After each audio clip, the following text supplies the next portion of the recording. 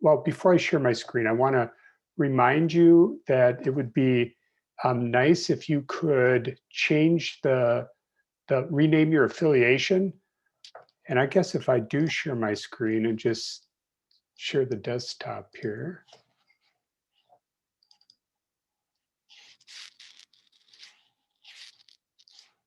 Well, maybe that's a bad idea. I would have thought that would have gone right to it. You'll be able to see, if you scroll over your picture, I'm sorry, in the upper right-hand corner, you'll see 3 dots. If you right-click that, that gives you an opportunity to rename yourself and put your affiliation in so people can see who's here. So that's one of the things we'd like to do. Now I'm going to share a presentation before I hand this to Don for our blessing. So those of you who were here yesterday, welcome back. I suspect there might be some people who weren't able to be here yesterday that are here today. And for those, I welcome you. And we're going to begin with a blessing from Don. I think you're there. I pass it to you. Thanks, Greg. This opening is the Nez Perce language, which is my grandmother's language, although I'm enrolled with the UMATILLA tribe through my father's family, and my mother's family is Coeur d'Alene, and I'm located in the Southwest Washington right now in the homelands of the Cowlitz and Chinook tribe. Tatskalap, good afternoon. Ketsiauya, thank you for giving us the second day of 3 sessions to share ideas and knowledge. Thanks and appreciation for all the work with everyone with preparing for this summit. The purpose of our tribal blessings and thoughts is to provide a transition point for our minds and hearts to step into a new day, grow together in a new community. This special blessing and transition is to provide hope to mend our forest, range, grasslands, and people with connecting Western science and traditional knowledges from thousands of years of symbiotic relationships and languages. Today, the journey continues with caretakers listening, and throughout the sessions, we are seeking to ask successful questions, provide insightful comments for the many answers that are needed to mend our dynamic communities. We have a wonderful opportunity to continue our journey as a caretaker, and in the end of our 3 sessions, we can return to our communities and share our new gifts of knowledge to create a better society. Katsiaya, thank you for giving us this day. Oh, thank you, Don. I appreciate that and getting us started correctly. So we start our second day. Some of you won't know who I am. My name's Greg Uttle. I'm faculty with the School of Environmental and Forest Sciences at the University of Washington and director of the Center for Sustainable Forestry at PAC Forest. I'm connected to this group. Well, I guess the invitation came from Klaus over a year ago to join with Rowan and thinking about strategically planning for this, and Shannon and Colleen and Maura and Amanda and Peter and so many conversations and thinking about being here, which has been really wonderful. So I'm thankful for this group for allowing me to join them and to helping to contribute. We have these sort of general ground rules as a starting point. Try to keep yourself muted during the presentations. The chat window can be really quite useful. So if you have your chat window open, it can help you in keeping track of what's going on. And I just had to remind myself to open up my chat window on top of my presentation, and I'm sharing the screen here. Please be respectful of each other throughout the presentations. We're going to have these breakout groups again, like we did yesterday. And I think we are really hoping to have a little bit more time to share from individuals within the breakout room. We're sort of learning how to manage this time and how to manage an online conference space. So thank you all for your contributions yesterday and your patience with us doing that. Remember, we want you to freely exchange and give each other space to present, and yeah, it would be really great if everybody gets to talk a little bit and share their ideas. All right, so the summit's focused on trying to build something, we hope, long-lasting, taking the traditions that we have in many parts, nooks and crannies of different forest managers' work and agency work throughout the Pacific Northwest, which haven't been brought together. So this is our opportunity to do that and try to build a community. And I think we made a great start yesterday in that journey. So today I wrote some words down, so I'm going to try to read these to get them the way I want them to be. So today we build upon that framework of what we did in day one. And for anyone who missed those talks, they will be on the Mighty Network, so you'll be able to locate them and look at them again. Today's talks focus on managing forests for more than one objective, right? The first thing that comes to mind is more than timber.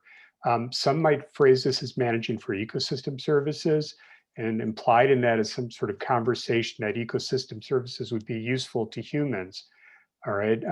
One lesson from yesterday that I think is pretty important here is if we think about rephrasing the topic is how we as land stewards can work to serve the land and the ecosystems that are part of the land. That's a different way to emphasize what we truly do. And then by analogy, if we think of this, instead of thinking forestry as a job for which we receive money and we go about our business in some sort of transactional way, we might think of it as volunteer work that we do, all right? And in this volunteer work, we are giving to the land. We're trying to improve the soil, the wildlife habitat, the carbon storage, the carbon uptake of the land. And in this way, we can improve nature. We give back, if you will, to those who have taken care of the land in the past, from the First Nations to whoever your immediate land manager predecessor was, or sequence of predecessors. The impact of that work is on the land in many ways. And we pay forward, knowing that someone will come after us and they will benefit from what we did in terms of trying to manage the land, right? Interestingly, the process of managing land is becoming more complicated, not less, all right? And it's more important now than it's ever been. We have dying trees in many places due to drought and disease. We have altered species compositions, altered structures. Many would suggest, at least some would suggest, around 1950, we entered this Anthropocene epoch, this idea that we've moved into an entirely new sort of realm of climate, and the way that we manage might need to change, all right? So I would suggest then that our path forward might be something different than a strict return to the past, and we all need to do a lot of work in thinking what that path will look like. So today we'll have three different approaches, three different stories, in thinking about how forestry might impact the future in sort of a multi-objective way. And I hope that will be informative to you and useful to you. Before we get to the talks, I wanted to give it to Colleen for a couple minutes to say a few words about Mighty Networks. Thanks, Greg. I will share my screen over top of yours here. Hi, everybody. Just wanted to remind you of our Mighty Network community that we have created online for this group. Ecological, economical, and socially responsible forestry is the vision of the Forest Stewards Guild, and it's a shared core value of all of the organizing partners in this event and of the people attending. And there's barriers to this vision, whether economic or logistical, policy related, or gaps in knowledge. But there's also a ton of resources here embodied in the experiences of everyone in this room today. So this Mighty Network is intended to be a place where we can share and collect and build upon resources that we are to each other. With juicy brainstorming and asking questions and floating ideas and supporting each other, we can create awareness and experiments and real benefits on the ground that none of us could do alone. And that's the power of this community and the network at the time.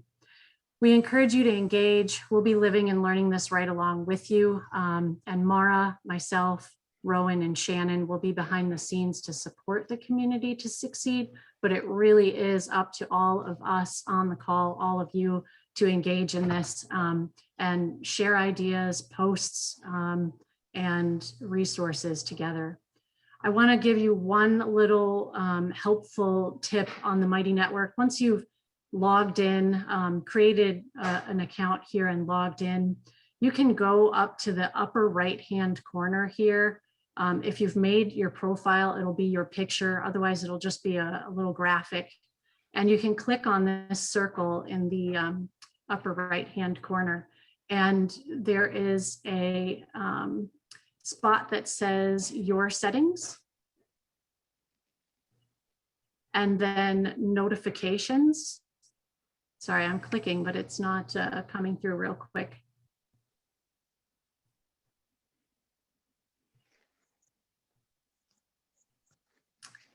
So notifications, and then you can choose whether you get an email notification every time there's activity on this network or not.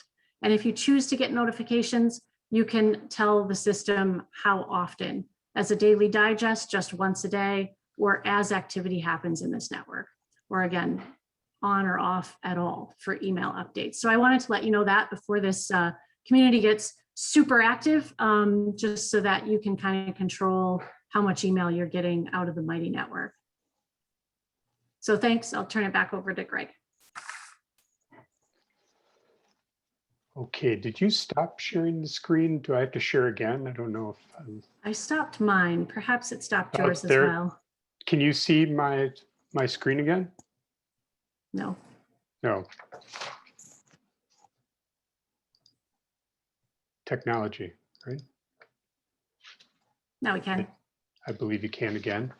Okay, so first I'm going to introduce David DIAZ. And David is a fifth-generation Texan, lifelong San Antonio Spurs fan. And he left the great state of Texas to pursue his bachelor's at Harvard and then later a master's in soil science at OSU. He worked in Washington, DC as a reporter covering international climate policy and carbon markets, back in Oregon as a developer of carbon market accounting standards and a negotiator of contracts for carbon offset projects. For the past 8 years, he's worked for the Portland-based nonprofit ECOTRUST, where he serves as a director of forestry technology. He's also currently finishing his PhD. Unfortunately for him, he's my student at the University of Washington. And so I don't know how he's doing this. He's working sort of half-time for EcoTrust and full-time or double time in both of these things. But remarkably, he's getting it all done, which knowing David doesn't surprise me. All right, so with that, I'm going to turn it over to David to talk about his work examining the impacts of forest management on the embodied carbon of wood products, which is not only of interest to landowners, but it's really of great interest to architects as well. So I know there's broad interest in this topic. Okay, David, I give it to you. Thank you. It's good to be with all of you. Good afternoon. I'm coming to you from Seattle today.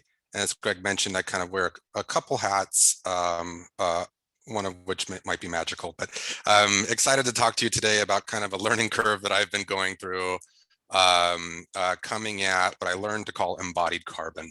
And so, as Greg said, my background is in how a forester looks at carbon, tracing carbon through ecosystems, and then how people who are trying to market carbon in terms of carbon credits think about forest carbon. But starting with some research that we published about 2 or 3 years ago now, I've kind of been pulled further and further down into a rabbit hole about how people who buy wood think about carbon. So we're going to talk to you a little bit about that today and how it kind of brings a different perspective to how something that I think is going to be becoming more and more relevant for forest owners and people who are selling wood in the next year or two. So is everyone seeing my slideshow right now? We've got, okay. So the motivation here is that buildings are a big deal. They're responsible for about 40% of annual greenhouse gas emissions. And our building stock in terms of floor plan area is expected to double by 2060. So there's a huge amount of growth going on there, a huge amount of investment, and dramatic impacts that are happening because of that. And so there's obviously a huge opportunity to improve the performance of these buildings and the footprint that they have on the world. And so about 25% of a building's carbon footprint happens before they even open the doors. Okay, so this is what's called embodied carbon. I'll talk about that a little bit more throughout the rest of this presentation. But so there's, traditionally what a lot of builders have thought about is not embodied carbon. They've thought about how to make the building more efficient, for example, when it's running, already running and things like that. And so where we come into this, probably most of us come into this already understanding this third bullet point here, forests matter. It's probably why a lot of us are already here today. This is usually my first bullet point when I give this presentation to architects, but most of what I'm going to be talking to you today is kind of helping you see, from another viewpoint based on what I've been hearing from architects and engineers and what I think we have to offer them. So the big picture here is that forests are globally important, and they're regionally important, and they're locally important for a variety of reasons. We have a widely growing recognition outside of the forestry community that there's a huge opportunity for the intentional management of forests to accelerate carbon drawdown. Okay, and there's kind of infighting about what the best ways are to do that. And we can talk about that, throughout the presentation or in the breakout groups. But the point is, we're talking about things that really matter. And in contrast to my background and what some of you may have experienced going into carbon markets, it's a lot easier to sell wood than it is to sell a carbon credit. So when someone comes to you and said, hey, I care about what you're doing in your forest, and I might be willing to pay you more for it when I buy your wood, that caught my attention immediately as someone who had been banging their head against how to make carbon markets more accessible for about the past 10 years. Okay, so come with me down this rabbit hole. So the first piece here is when we talk about embodied carbon, what do we mean? Okay, so this is a schematic drawn by Skanska. And as you might be able to tell, as we start to get into this, most of the world that we're talking about comes from a kind of manufacturing and engineering mindset. Okay, there's lots of boxes and flows between things that a lot of engineers have decided is the right way to account for things. And so we have energy flows and material flows that are going on that people like to track through something called life cycle assessment. And so there's a couple different phases of this that happen over the life of a building. Okay, and so there's carbon impacts that are incurred during the manufacture, extraction, transportation and installation of materials that are used in buildings. Okay, so this is right now they're thinking about concrete, right, moving concrete to a job site, but you can imagine that this could be a sawmill and that there's a forest somewhere behind that sawmill that is supplying logs to that sawmill. Okay, so there's some carbon footprint that's happening based on the way things are managed, the natural environment is managed, and the production of commodities and materials that can be used in buildings before a building actually gets up and running. So this is historically where most of people that were thinking about climate change in buildings and building impacts were looking. They're like, how can I make a building more energy efficient? What types of materials can I use for all of that? And what people have started to appreciate as the urgency of the climate crisis kind of sets in is that this happens in the future. This is happening now. Okay, so if we want to make an impact as quickly as possible, the most important way to do that is in reducing, one, not building if you don't need to build. Okay, I think that's always an option, right? And then two is when you're going to build, use materials that have the most beneficial footprint as possible, or at least the least burden as possible. Okay, the other thing that's going on, right, is even Mugatu knows that mass timber is so hot right now. Okay, so a lot of this motivation is coming from people that are asking questions about what happens if we go all in? What happens if we really start making a lot more buildings out of timber materials instead of concrete or steel? What are the ripple effects of that? Okay, so this is kind of where a lot of the architects that are coming to me, are not even really thinking about, does it matter where my dimensional lumber comes from? They're often just thinking about, I want to get CLT. What can I make out of CLT? Right? And how cool is that? So the first thing to kind of introduce here is something called life cycle assessment, abbreviated as LCA.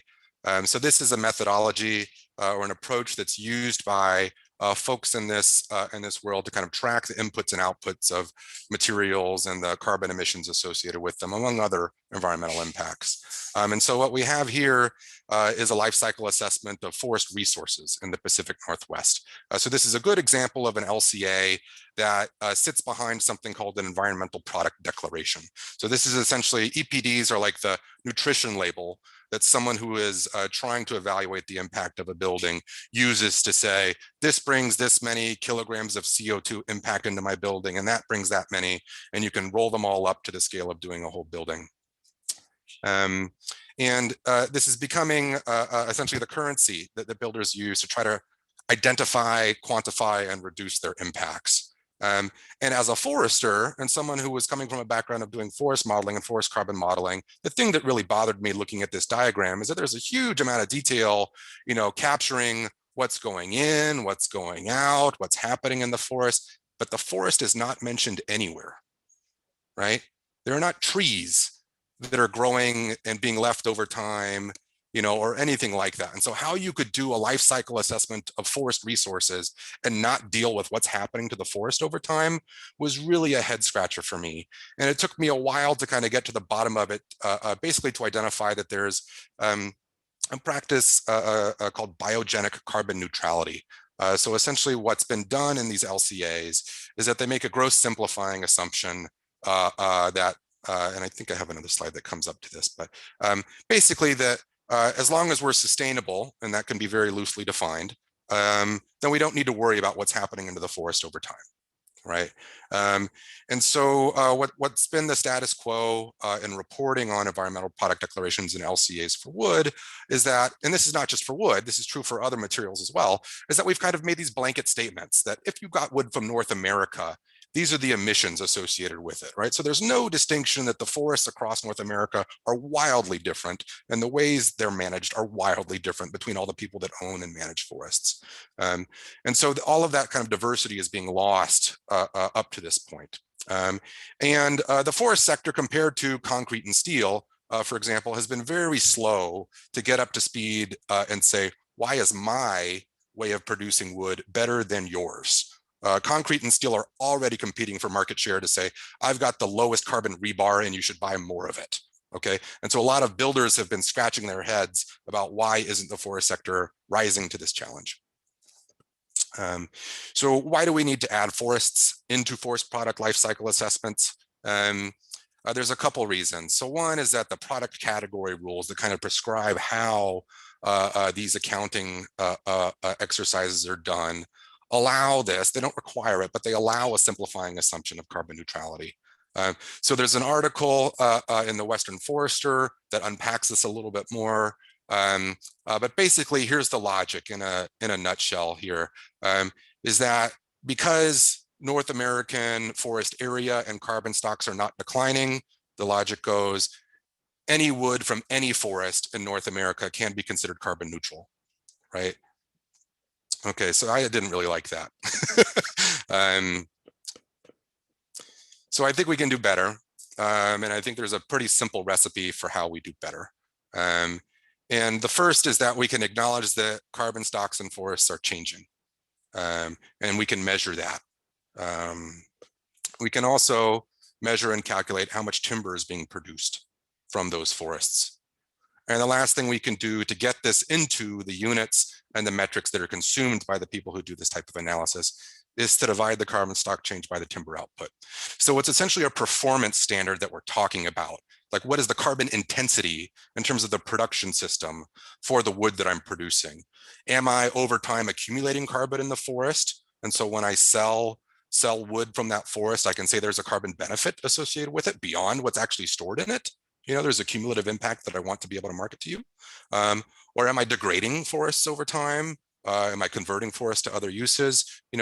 That should be factored in to this type of consideration somehow. And for those of you that want to get into the literature about this, there's a great 3-page article I would highlight. It's only 3 pages long, describing how this works. And it initially came about thinking about how to do biomass accounting for energy. but follows the same general principle here. So I'm going to talk to you about how you roll that up into a specific example, doing something called whole building life cycle assessment. So this is looking at from the sourcing of materials to the development of the building through the end of life of the building, trying to account for everything that happened and all of that and account for the carbon emissions associated with that. And so I was approached by architects from the Miller-Hull Partnership, a firm with folks based here in Seattle, and they were developing a large building in California, and their client had asked them to evaluate several alternative designs. So they had a mass timber design, a steel heavy design, and a concrete heavy design. They wanted to say, what's the difference between all of these? But not just to say what's the difference between all of these, but does it matter where the wood comes from, right? If I'm not just getting the average wood as if the wood was all mixed together in a giant pile and I just picked randomly out of it, but I could actually be intentional about where the wood came from. How big of a difference would that make? And so there was an article that we produced a few years ago in Forest. It's open access, so you can go get it without a subscription, called Trade-offs in Timber, Carbon, and Cash. And it looked at how alternative management systems for Douglas fir performed across a large sample of properties from Western Oregon and Washington.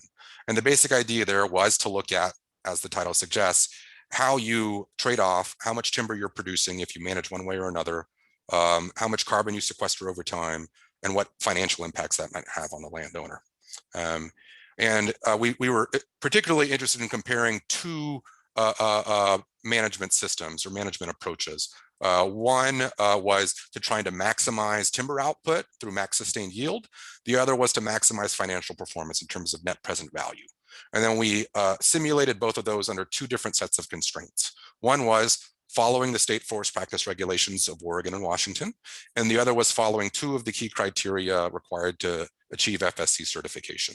And so those in particular were increasing green tree retention whenever you do a harvest and wider protective buffers around streams.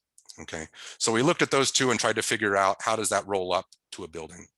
And so what we're looking at here is a few different scenarios where in this left graph here, we've got a bell curve, which is showing what happens if I source my wood from different places. And what we're looking at in terms of the y-axis is what the footprint of the building is, what the carbon footprint of the building is from cradle to grave. Okay, and so these lines correspond to the default values that the life cycle software that these folks use suggest. Okay, so this blue line is what the mass timber default is, in this building, and this fat bell curve is what we found would happen if you sourced your wood from different places. Okay, so this mass timber default has that kind of all forests are carbon neutral type of assumption, and what we're wiggling here is saying, what if your forest is not carbon neutral? What if it came from anywhere of these, 65 forests that we simulated in Western Oregon and Washington? And we could isolate those. We could say, what happens if we were just following forest practice rules, right? And we could say, what would happen if you were following a couple of the requirements for Forest Stewardship Council? How does that change your building's footprint? And it's a big deal. It's not just a big deal that the central tendency, of business as usual and Forest Stewardship Council are different, but that the bell curve is very fat, okay? So next step. There's better ways that we can do this. This was a forward-looking, 100-year simulation. We now, thanks to Landsat and other Earth observation systems, we can look back for a very long period of time. And we have corresponding annual timber outputs that we can look at the same time as well. So what we can do with that now is make trends like this. So this is looking across Washington state. And I've said, compared to 1990, how does each of these owners, the Forest Service, state and local public ownerships, non-industry, industry, and tribal, have they increased the carbon stocking on their forest or decreased it over time? Okay, and we can get a distribution of those, right? So we can see where the people that are adding more carbon or releasing more carbon, and we can see that ownership is really playing a major role. The objectives of these different owners are wrapped up in how the landscape is changing over time.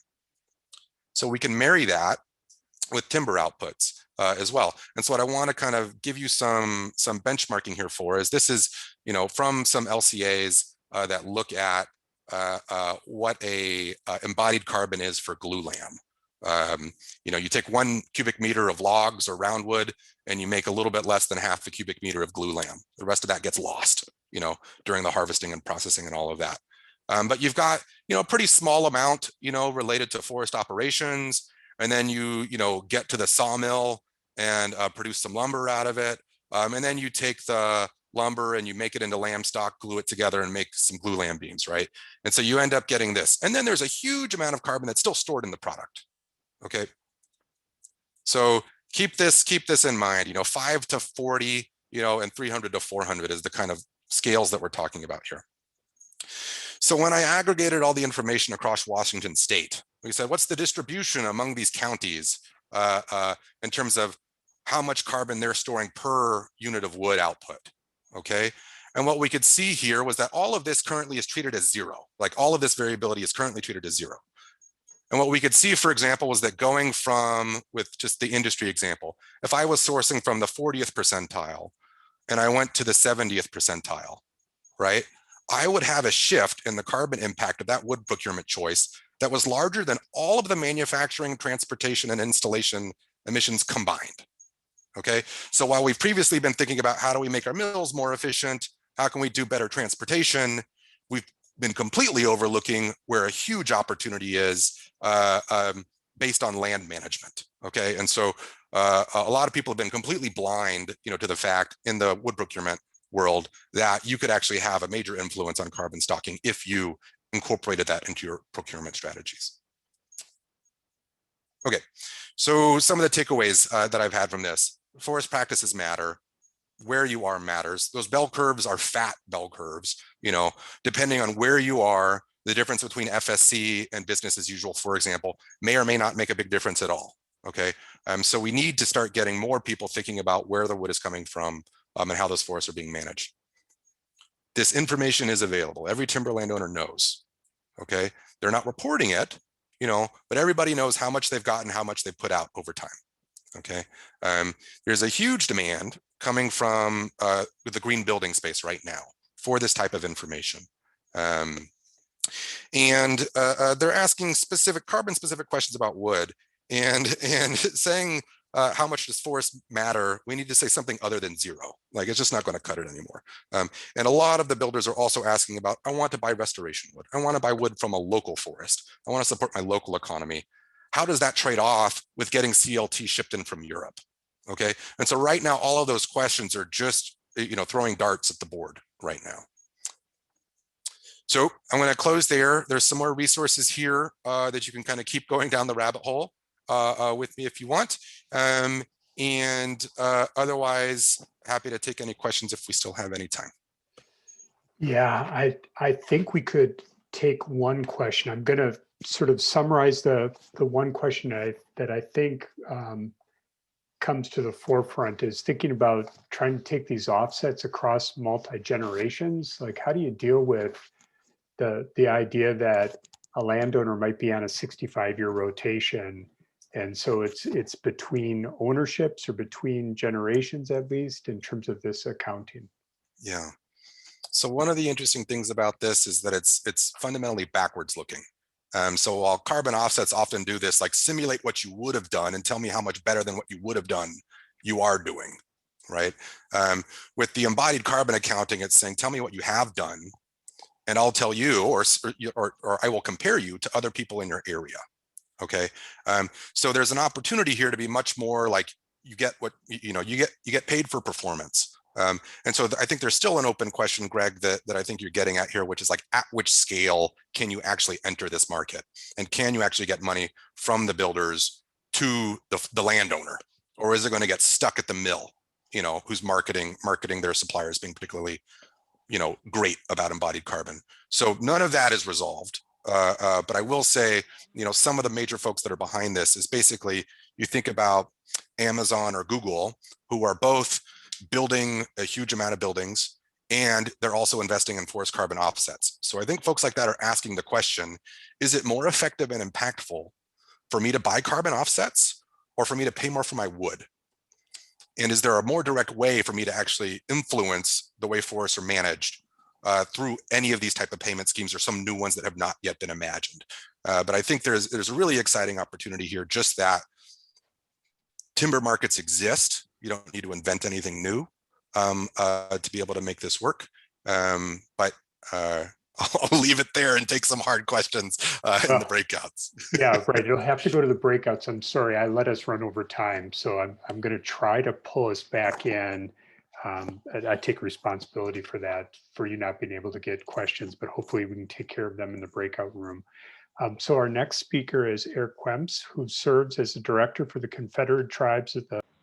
Okay, our last speaker for tonight is ROLF GERSONDE, who is a forest ecologist, works for the City of Seattle Watershed Management, the Cedar River Watershed, and the Tolt Watersheds. He considers himself an applied forest ecologist who puts ecological theory into action by designing and implementing forest restoration projects for multiple objectives. Rolf studied forest resource management and silviculture both in Germany and in California, and has made his home in the Washington Cascades. He's an active member of the Society for Ecological Restoration in the Pacific Northwest and collaborates with forest landowners, water utilities across North America on climate change adaptation. Rolf, welcome. I hope you can share your screen. Have we given you such privileges? And if you see me waving at you, that means that you're out of time.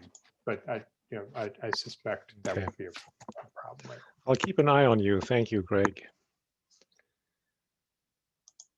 Well, thank you. I'm really pleased to have an opportunity here to present at the Northwest Innovative Forestry Summit on the work that I've been doing with the City of Seattle since 2004, and that is managing Western Cascade Forest for water supply and quantity and quality, as well as restoring the biodiversity and wildlife habitat across the landscape.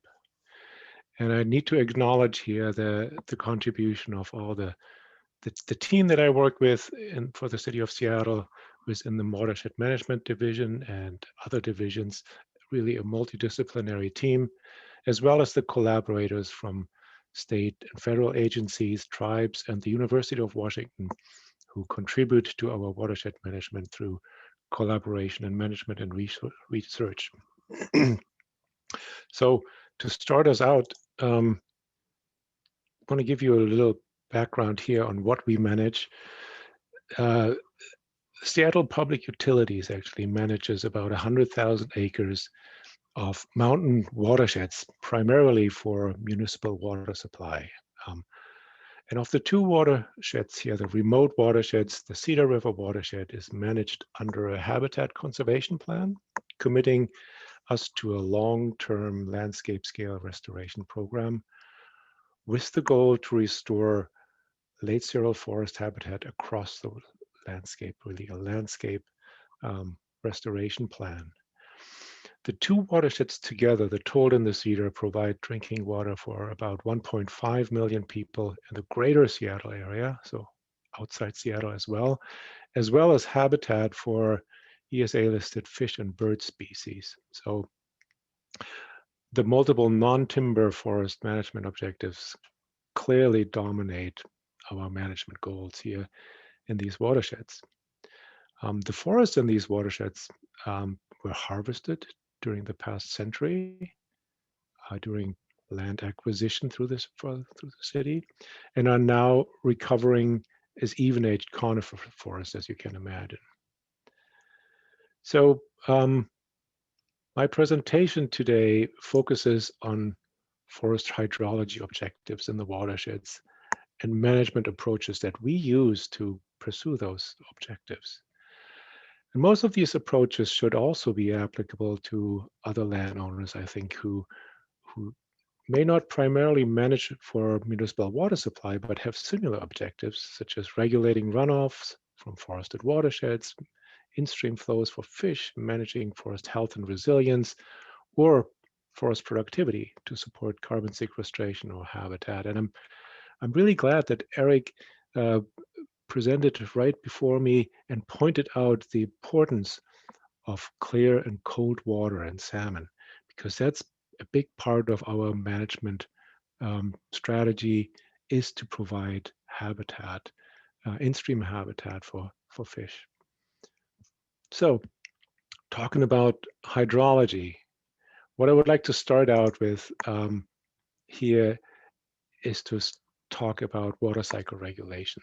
And I had to learn this being a silviculturist with background. I had to try to fit myself into a water utility and learn a lot about hydrology in my job. And what you see here is a stream hydrograph that shows the changes in stream discharge over the water year from October to September, which is sort of a typical patterns for our Pacific Northwest streams. And the two sources of water that make up the combined runoff are the base flows, here in the light blue, which feed the streams from below ground sources, and the surface flows from feeder streams that often fluctuate strongly through storm events. And the important thing here is that we can manage both base flows and peak flows through different forest management activities, and that their importance also to runoff differs between the wet winter season and the dry summer season, where base flows dominate the water supply. So I'll go into management a little bit later here, but first want to take a look at base flows. How does forest cover affect base flows? And I'm looking at a few results from studies here that have recently come out not too long ago. Looking at base flows, the idea is that trees transpire water from soil resources and reduce the amount of base flow available to streams.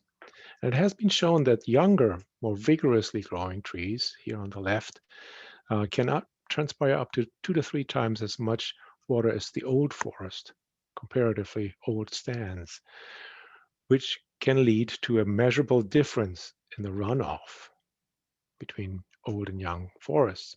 The higher stream flows of these older forests is particularly important for fish habitat during our dry summer months, when lower water to lower the water temperature, but also for our drinking water supply when we have a peak demand during the summer.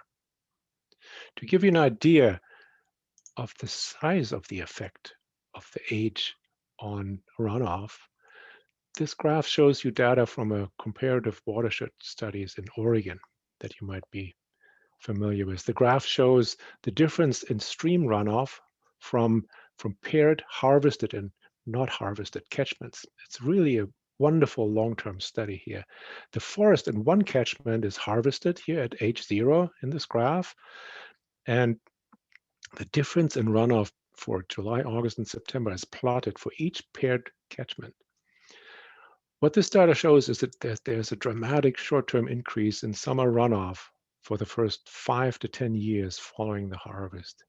And then also, as the regeneration recovers, forest cover and transpiration increases in the young forest, we see an extended period of runoff deficit from the harvested catchment compared to the non-harvested catchment. Here, at age 40, post-harvest, most of the harvested catchments produce about half the runoff of pre-harvest levels. And we think it might take 40 to 60 years for forest development from this point on to reduce transpiration again and arrive at pre-harvest runoff levels.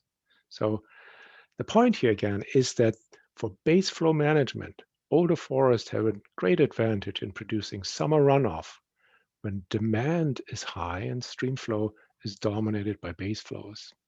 So growing older, hydrologically mature forest is an important objective for our watershed management. So what do we do with young, productive second growth forests that do have high transpiration rates? Because we have a lot of those too. Similar studies have shown that on a catchment basis, transpiration can be decreased and summer runoff can be increased through forest thinning. And depending on the thinning intensity, and the extent of it, this yield can be up to 20 to 60% more summer runoff during the summer month than the unthinned forests catchments. And this thinning is particularly effective on sites that have better soil moisture supply. And of course, I should point out that there are a number of co-benefits that we pursue to thinning the young productive forests, which includes, of course, tree vigor or diameter growth, the structural development of the forest for habitat development, as well as maintaining the understory species diversity and habitat value that we also pursue in our watershed management.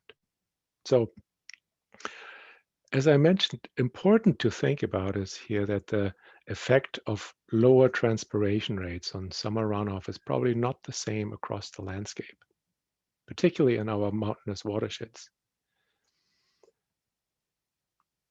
So it would be advantageous if we work for multiple management objectives to identify those locations that have the greatest effect on summer runoff. And here's a GIS tool that we use, the Topographic Position Index, that identifies valley locations that have greater importance for managing transpiration. Because soils in valley locations are typically deeper, have higher water holding capacity than those in the upper slopes, and the soils in those valley locations often provide most of the summer base flows for streams and soil moisture for the forests that grow on them. And focusing on thinning young stands and growing older forests in these locations should be a management priority, where summer runoff for water supply and in-stream habitat is important. However, this also means that other management objectives, such as timber production, could be met outside of these drainages and outside of valley bottoms without large effects on hydrology. So to switch gears here, another management consideration that we have managing peak flows is that during other times of the hydrologic year, mostly here in our wet period, watershed management is mostly concerned with managing peak flows that can create water quality issues.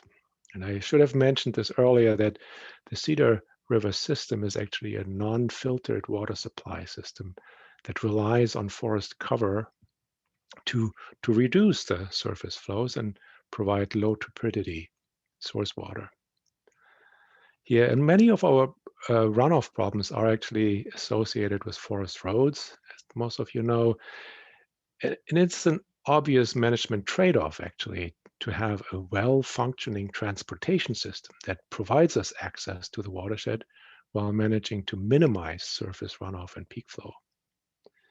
The channeling of water along roads into streams can actually speed up the transport of surface runoff to streams and increase the transport of sediment, increasing turbidity and creating problems for source water. But these images also show a few of the practices that we use to reduce surface flows, which include the decommissioning of mid-slope roads that are no longer used, to rebuild hill slope hydrology, or retaining large woody debris and organic soil layers to increase their infiltration rates, and of course managing the road drainage system to pass those peak flows during storm events. And then finally, for those who manage watersheds at higher elevations where snow accumulates during the winter, the transition zone between the high elevation snow-dominated forests and the lower elevation rain-dominated forests is of great concern for us for snow on rain events. Rain on snow events, of course. We often see those events happening during atmospheric rivers in the Pacific Northwest that follow snow accumulation, where warm convective air and rain causes rapid saturation of the snowpack and melt, which then lead to overland flows that are, as you see on this image on the left, are often channeled by the snow, and that can lead to intense soil erosion and flooding. here in these watersheds of particular concern are the large canopy openings that can be created by even-aged regeneration or clear cutting that lead to large synchronized melt events. So for us, dispersing canopy openings or smaller canopy gaps for regeneration or understory development, we can minimize the effect of rain on snow events and by absorbing most of the runoff in the matrix forest. And the secondary effect that we see with small canopy openings and higher elevation is that they actually accumulate snow more than the surrounding forest. Then the melt out of the snow actually happens later in these canopy gaps, up to 2 weeks later than in the surrounding forest. So more snow accumulation and delayed snow melt are important for the hydrology of the upper elevation wetlands and the amphibian habitat that we find in these areas. However, we think at the watershed scale that the small canopy openings are probably less important for overall runoff. So to wrap things up, what I want to do is conclude with a few slides on the management practices for forest hydrology that we follow in our watershed management. And those include as I said, the growing of older forests for hydraulic regulation and reduced transpiration. And in the same way, the thing of young stands to reduce transpiration and snow interception. And as I mentioned, both of these practices are probably more important in upper elevation catchments and in valley locations. And then for managing peak flows, most important practices are probably to restrict the size of canopy openings in the transition zone from rain to snow, regenerate forest and canopy gaps and increase snow accumulation, and storage for snow on north-facing slopes. And here on the right, probably, I think the most important watershed restoration activity that we can conduct is the decommissioning of roads to rebuild the hill slope hydrology in the watershed. So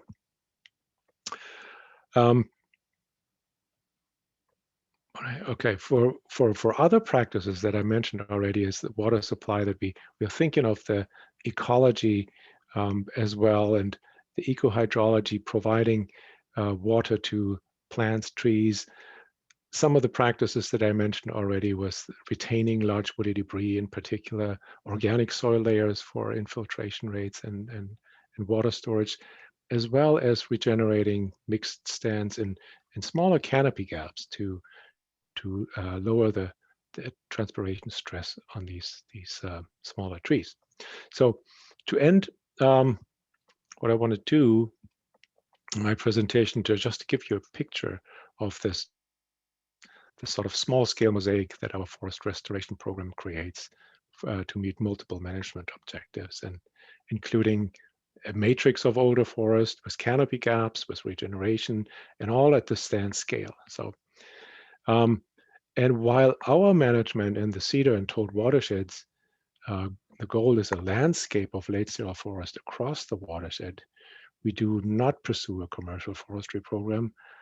Other landowners who have multiple management objectives that does include timber revenue, such structures could be created and maintained over time using a group selection regeneration system. And the silvicultural system would have, a balanced age class distribution at the stand scale. It would apply thinning, harvest, and regeneration at the stand level at each cutting cycle. So that so far for innovative silviculture, and I want to conclude my presentation with that. And I hope you picked up a few interesting ideas for your own forest management application for multiple objectives. Thank you. Yeah, thank you, Ralph. That was really interesting. One question that's sitting there, we'll take one question, I think, given we're working to get ourselves into some reasonable time into breakout groups here, is the notion of a difference between conifer and hardwood forests. And if you have been incorporating any hardwood management into this process with the thought of changing the hydrology at all, and what you know about that for your land? Mhm. Yeah, hardwood components in the forests are really important to our conifer-dominated landscape in the Western Cascades. We think actually that they contribute hugely to the biodiversity on the landscape. As far as hydrology goes, they do appear to have great transpiration rates that, again, are really driving in very well water supplied sites, but only doing a part of the year, only doing the part that they actually are leaved out. In higher elevations, they make an interesting contribution to snow accumulation because they have no snow interception in the winter. So there is a management advantage to having patches of hardwood forests for snow water management actually on the landscape. Those are just a few thoughts on hardwoods that we incorporate in our management. Yeah, thank you for that. Terrific. I think I'm supposed to take it to Colleen now for moving us to breakout rooms. Do I have that correct, Colleen? So I think we're about at time. Peter, I wonder if you could just share one or two things that you saw within the notes, and then we'll pass it to Klaus to finish us off. Sure, I'm happy to. And I'm going to share one single gem that I picked up as I snooped around. And good evening, everybody. A thing that I was really struck by was someone's comment that so much in the dominant culture now views our forests from the point of view of what can this forest do for us? What can it do for me? And picking up from Eric's comments, and which fit well with presentations yesterday, is the balance of what can we do for this land, and the observation that we live in a culture that seems to be split, probably not equally on that issue. And it seems like that's sort of a theme that runs through so much of what we've done in these first 2 days. Thank you for the gem giver. Thank you, Peter. This has been actually a real interesting discussion. I'd like to think today, as well as yesterday, it has expanded your view of forestry, certainly as of my view. And the past discussion here was really an example that any topic we pick, we stuck on the financial end, but any topic of innovation we pick needs to be viewed in a larger context and long-term context, obviously. And this is where we need, I guess, the diversity of people like the participants in the summit to help us with that. People that are expert in the financial issue, cost, social issues, forestry issues, harvesting issues, etc. But also it means that anytime we think about implementing an innovation, we need to monitor, think adaptive management to make changes when we see trends having some unintended consequences. So we're going to build on yesterday and today for tomorrow. We'll focus a little bit more on silviculture, and I know Don already yesterday picked on silviculture, the idea that silviculture can control things. Peter kind of pointed some out. I want to just highlight, if you look at the basis of the word silviculture, it's taking care of the forest on that. And people use it growing the forest, but really, if you look at the word basis, we take care of the forest. So if you have a chance and have some time to think things through, reflect on today, again, so I think what ideas resonated for you, what can you benefit from an intellectual point of view, anything you may be able to do tomorrow or the next week in your job, so in the long term and short term on that. And you might also want to think about it as we move the discussion forward beyond the summit, is what is it really important to you of all the topics that we tackle here? Where do you see yourself helping out, helping our profession, our region to move forward? What role can you play itself? We'll have some more discussion about that tomorrow. So I'm 2 minutes over. So I'd like to close the day. Thank the presenters. Thank everybody for participation. And I'll see you tomorrow, 4 o'clock again. Thank you, everybody.